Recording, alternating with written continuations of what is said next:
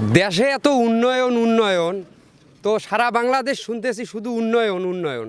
তো আমাদের এখানে এই যে বজরা ইউনিয়নের খামার বজরা গাবতলী মোড় থেকে আদর্শ বাজার, ডম্পর মোড়, চিলমারি, এই যে রাস্তাটা আছে, এই রাস্তাটা কি কারো চোখে পড়ে না? আমাদের এলাকার বা আমাদের থানার বা আমাদের জেলার যারা ইউনো আছে, আরও বড় বড় কর্মকর্তা যারা আছে, তাদের কি এই রাস্তাটা চোখে পড়ে না? তারা কি আমাদের এই রাস্তার এই দুর্ভোগগুলো দেখে না? কেননা আমি বিগত 13-14 বছর থাকি দেখতেছি, আমার বুঝের পর থাকি দেখতেছি আমার এই রাস্তাটা এরকম।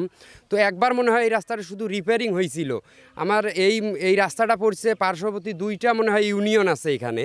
তো 2টা ইউনিয়নের কি চেয়ারম্যান দেখে না, বা যারা মেম্বার আছে বা যারা কর্মকর্তা আছে, তারা কি এই রাস্তাটা চোখে দেখে না? আমরা কোথায় আছি?